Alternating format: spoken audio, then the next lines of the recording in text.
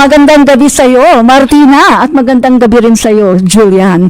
At magandang gabi rin po sa lahat ng ating mga kababayan sa buong Pilipinas, Luzon, Visayas at Mindanao, at maging sa ating mga kababayang OFW sa lahat ng panig ng daigdig. Julian. Magandang gabi, Martina. Magandang gabi, Admin Rich. Ako nga pala si Julian Andres, ang nag-iisang founder ng United Loyalists. Magandang gabi, buong Pilipinas. Ito na. Alright, bago tayo magpatuloy sa susunod na bahagi ng ating programa, isa munang paalala sa lahat ng ating mga tagapakinig at manunood, manatiling nakatutok dahil marami pa tayong mahalagang impormasyong tatalakayin.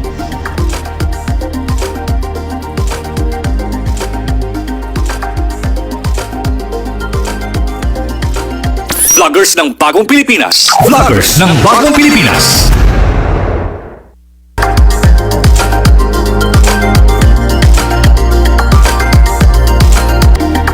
Kambal ng kampanya ay ang mga intriga at batuhang putik na tinatawag na fake news. Kaliwat kanan na rin yan. Kaya dapat maingat tayong mga mamamayan. Sabi nga natin, ang bagong Pilipino ay marurunong kumilatis sa tama at maling impormasyon. Kaya ngayon, laghanap na naman ang fake news at disinformation. Ang isa sa mga kinatutuwa ko sa mga rally na pinupuntahan namin ay nakikita ko mismo yung mga sumusuporta sa atin sa alyansa. Sila ay tunay na mga tao, tunay na Pinoy. Hindi lang ito mga keyboard warrior o troll, mga totoong tao po sila. Kinakamayan natin, nakakausap natin, at nakukumusta.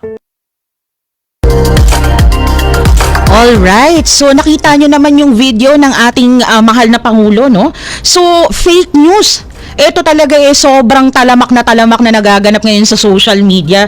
Pero, well, you know, in Tagalog, peking balita, di ba? So, ito yung mga kwento na gawa-gawa lang, hindi naman totoo, para lang malinlang yung mga tao. And on the other side of that, yung iba ginagamit siya for personal gains para makakuha ng viewers, engagements, and minsan monetary pa, 'di ba?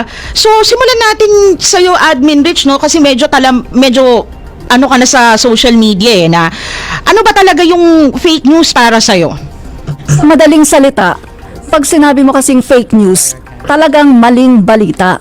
Eto, madalas itong fake news na to ay ipinapakalat, sinishare para talagang alam niyo yon, yung makapagbigay ng kalituhan at makapanira ng tao. At itong fake news na to, ginagawa ito para din sa views, engagement, at minsan ay merong kapalit. So, pag sinabi mong fake news, ito na yung tinatawag na disinformation. At ito nga ang ginagawa ngayon ng ating Pangulo at ng PCO na talagang labanan natin ang fake news. Lalong-lalo na dito sa social media. Kasi dito naman talaga yan, no? Sa online, dito yan kumakalat. Dahil sa mga mainstream media, wala namang ganito eh. Kasi verified ang lahat ng kanilang mga binabalita. Hindi ba, Julian?